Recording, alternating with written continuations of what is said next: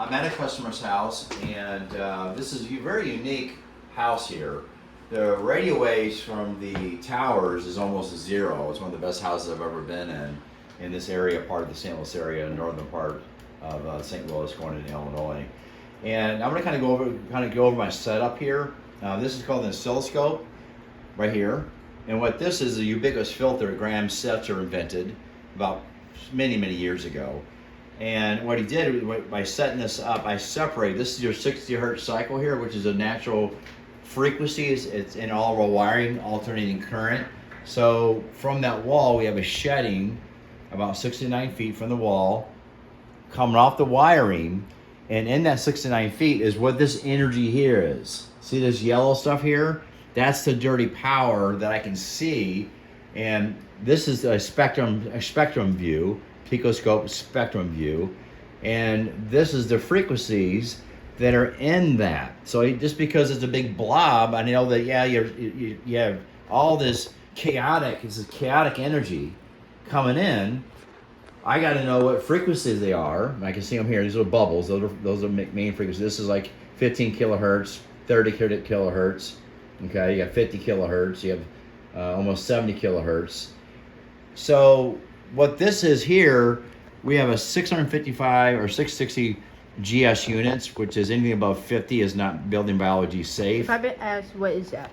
So Graham Setzer units is basically what it stands for, or microsurge, or sometimes they call them millivolts. But bottom line, this is an indicator. Now, for years, this is all we had was this tester we stick in the wall. I can see it's sticking in right here.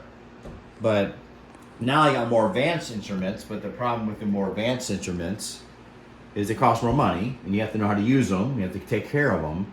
But this gives me more of a better indicator of what's going on. But again, my best piece of equipment that I have is my customer. It's not this equipment. My customer will tell me what's going on with the house.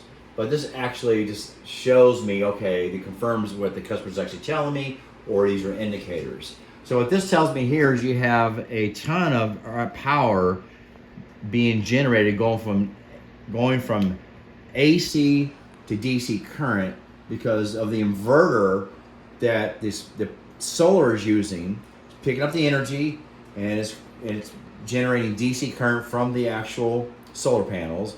Then it has to invert it to AC, sell it back to the utility company. And the utility company, for every dollar you make, they sell you back 50 cents of that. So the utility company gets to make money on you, and then hopefully it offsets some utility costs. The problem is now we have health problems that's created, and I do know that the owner of this house has been being affected. Again, the weight of the evidence, that's all I can say, is the weight of the evidence between the dirty power here and the frequencies. And we also have the smart meter, which is what this is here. This costs $2,000 a meter. It's put down a frequency of 915 megahertz. These are 915, 920, 908. So we do know that I'm getting the frequency picked up, created from this. And also this has what we call a switch mode power supply, which converts this from 240 volts to 5 volts to run this smart meter here, where the old analog meter, okay, did not have a switch mode power supply in it because it's not a computer system. It cost $89, lasted about 60 years.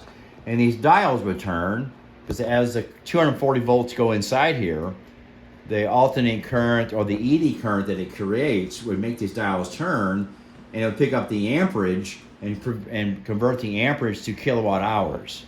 And that's how we know how much utility is being used. And didn't have any, this is basically freedom, and health.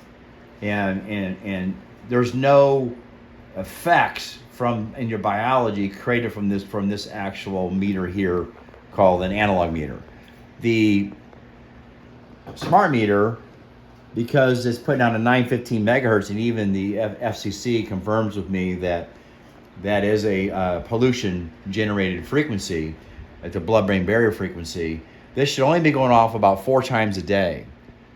But unfortunately, the 915 megahertz, which is also creating these frequencies in this blob here, which is also I have the inversion of the solar panels getting injected from the AC to DC current, or DC back to AC current, getting back in line. So this house is basically like a magnetic.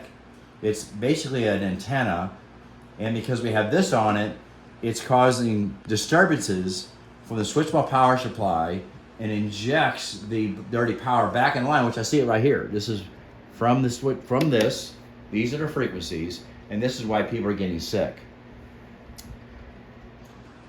This actually, from peak to peak, just so you know, from peak to peak, this is, most people say, okay, this is 120 volts inside here, right? But actually, from peak to peak, it's actually 334 volts. So when you get electrocuted from this wire here, the reason why it's so dangerous is because it's not 120 volts. Everybody thinks it's 120 volts. That's RMS. And actually, it's, you know, peak to peak, this is closer to 170 volts actually. But peak to peak, because this is not RMS, your actually body feels 336 volts. That's why it will kill you if you electrocute yourself with these type of 120 volt wiring, because it's not 120 volts. It's actually 336 volts. That's right here. Okay, but again, just to make things simplified, they do everything RMS, and they only do one of the wavelengths. They're not doing the full peak to peak wavelength.